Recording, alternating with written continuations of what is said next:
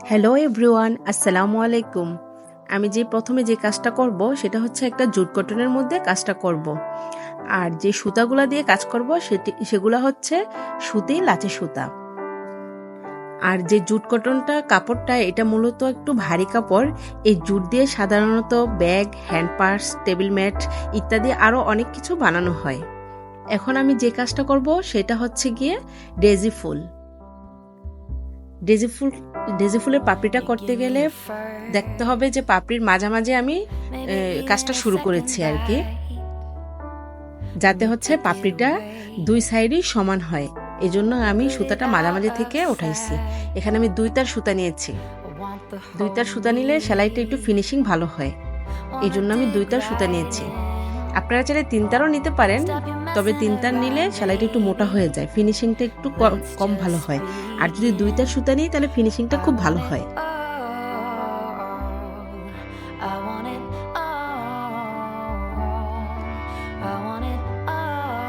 ভারী কাপড় এজন্য কাজ করতে একটু সমস্যা হয়।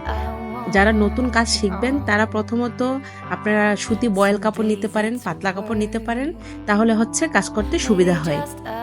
জুট কটনে কাজ করতে একটু কষ্টই হবে, মোটা কাপড় তো, যেহেতু এই জন্য কাজ শেখার ক্ষেত্রে পাতলা কাপড় অবশ্যই বেছে নেবেন।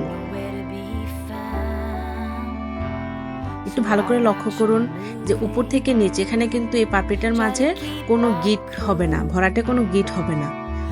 একদম উপর থেকে নিচ পর্যন্ত সেলাইটা উঠাতে হবে, এটা এখানে কোনো গিট দিব না।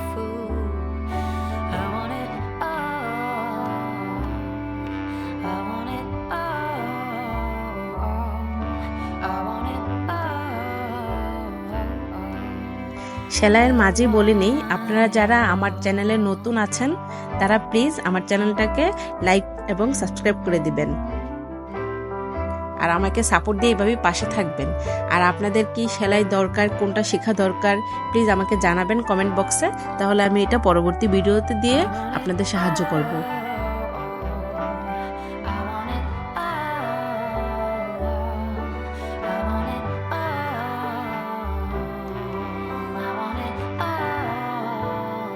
আর এটা তেমন কোনো কঠিন সেলাই না, খুবই সহজ সেলাই, একটু লক্ষ্য করলে বুঝতে পারবেন আপনারা সেটা।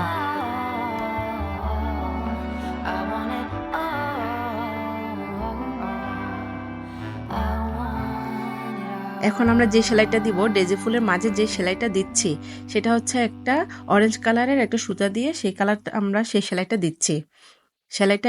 এই সেলাইকে বলা হয় ফ্রেঞ্চ নট স্টিচ। এটা 2টা গিটের মাধ্যমে আমরা সেলাইটা দিই। একটু খেয়াল করুন, আমরা যখন সেলাইটা সুইটা আমরা সুতার 2টা প্যাচ দিব, একটু লক্ষ্য করুন, 2টা প্যাচ দিয়ে তারপর এটা অনেকে ভুল করে, এটা অনেকেই সমস্যা হয় যে এটা গিট লেগে যায়। তখন খেয়াল করতে হবে বাম হাতে সুতাটা ধরে তারপর একটু টান রাখতে হবে। 2টা যখন গিট দিব তখন নিচে যখন আমরা সুইটা টান দিব তখন হচ্ছে বাম হাতে সুতাটা আমরা ধরে রাখবো, ছাড়বো না। যদি এটা ছেড়ে দেই তাহলে আমরা সেলাইয়ের মাঝে গিট লেগে যাবে।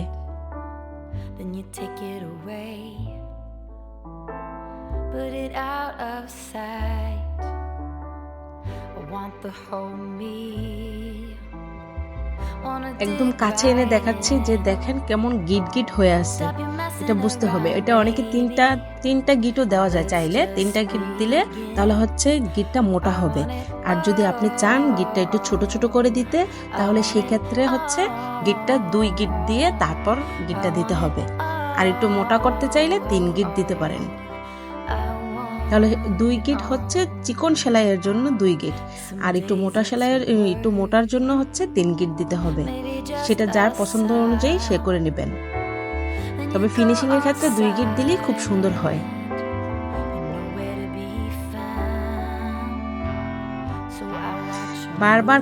আমি বারবার এই সেলাইটা দেখাচ্ছি, কারণ এটা ভুল হয় অনেকের, নতুন ক্ষেত্রে তো ভুল হবেই।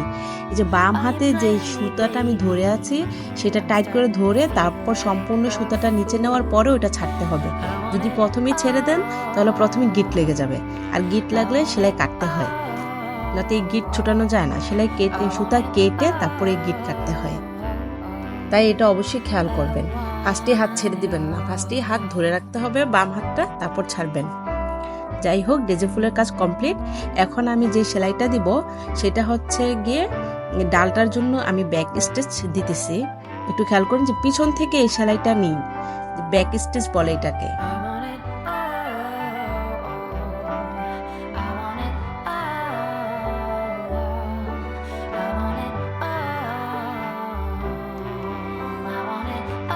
এই সেলাইটা পিছন থেকে নেবে, অনেকটা কাঁথাশিলির মতো, কিন্তু কাঁথাশিলি তো গ্যাপ থাকে, কিন্তু এই সেলাই কোনো গ্যাপ থাকবে না। একটা স্টিচের পিছনেই আরেকটা স্টিচের মানে সুইটা দিতে হবে, সেটা আপনারা দেখলেই বুঝতে পারবেন।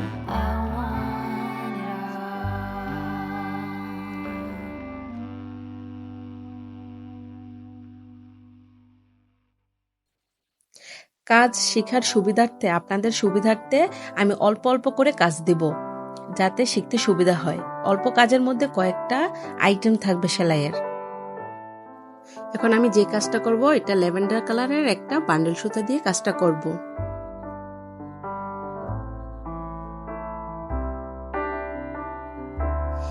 এখন এই সেলাইটা, এই ফুলের সেলাইটা হচ্ছে এটা ছোট ছোট, যেটা আমরা নর্মালি আমরা হচ্ছে চেইন শিলি বলি, ওই চেইন সেলাইয়ের দিয়ে আমি এই ছোট ছোট ফুল দিয়ে করে নেব।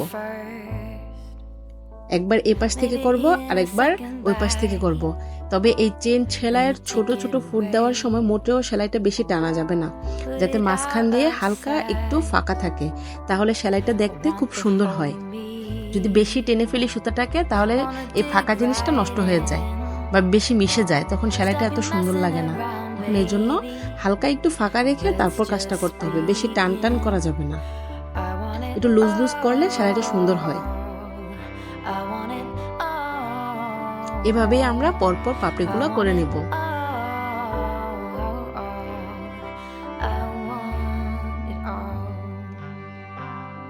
Some days it's a word, maybe just a sound, then you go all silent, you're nowhere to be found.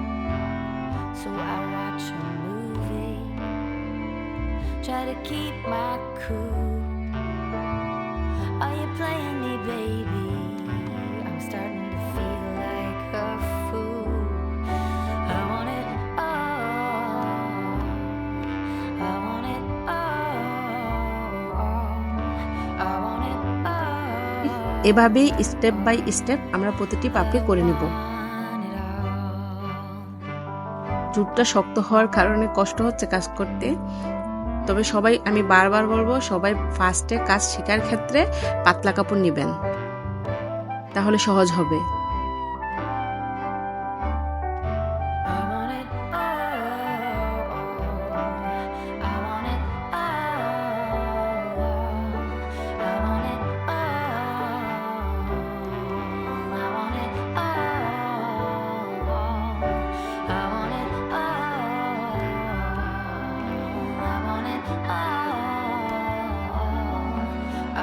এখন আমরা ডেজি ফুলের জন্য একটা ডাল করে নেব, এটাও ব্যাক স্টিচ। সিদ্ধ জলপাই একটা সুতা দিয়ে কাজ করতেছি, সবগুলো সুতাই হচ্ছে লাচি সুতা, শুধু যেটা ল্যাভেন্ডার কালারে সেটা হচ্ছে একটা বান্ডেল সুতা। সুতি লাচি সুতা যে কোনো সুতার দোকানেই পাবেন, 20 টাকা করে পিস। এগুলা যে কোনো সুতার দোকানে সুতি লাচি সুতা বললেই ওনারা দিবে, পছন্দ অনুযায়ী কালার চয়েস করে নেবেন।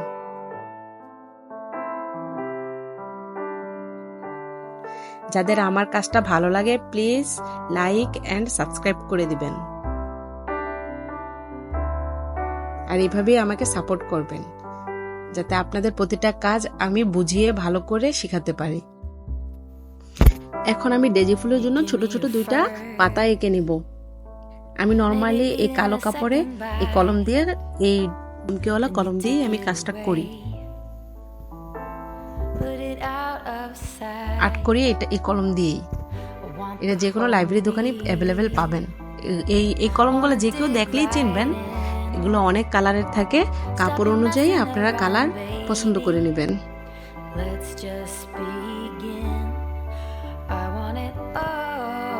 আমি ডেজি ফুলের জন্য যে পাতাগুলো করব সেটা হচ্ছে এই পাতাটার নাম হচ্ছে গিয়ে ফিশবোন স্টিচ, এটাকে অনেকে খেজুর কাটা পাতা বলে। এই ফিশবোন স্টিচের ক্ষেত্রে আমরা একদম নিচে থেকে নিব না, মাঝামাঝি অংশ থেকে আমরা যখন সুতাটা ওঠাবো তখন একটু খেয়াল করেন, দেখেন পাতাটা আমি একদম নিচ থেকে নেইনি, আমি পাতার মাঝের থেকে একবার এপাশ একবার ওপাশ এভাবেই আমাদের সুতাটা উঠাইতে হবে, যে কোনো এক পাশ থেকে ওঠানো যাবে না। যখন বাম সাইড থেকে মাঝের থেকে শুয়ে নিয়ে ডান সাইডে উঠাতে হবে, আবার মাঝের থেকে নিয়ে বাম সাইডে উঠাতে হবে। সেলাইয়ের নিয়মটাই হচ্ছে এরকম, এটাকে আমরা ফিশবোন স্টিচ বলি। যদি কেউ এই পাতার স্টিচটা না বোঝেন তাহলে হচ্ছে আমি পরবর্তী ভিডিওতে বড় একটা পাতা করে বুঝাই দিব, হয়তো এখানে ছোট দেখে বোঝা যাচ্ছে না।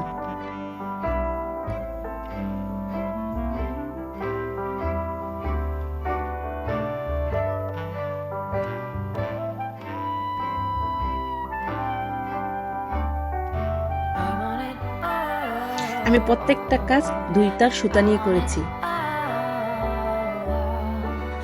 তাহলে কাজটা দেখতে মনে হবে একদম কাপড়ের সাথে লেগে আছে।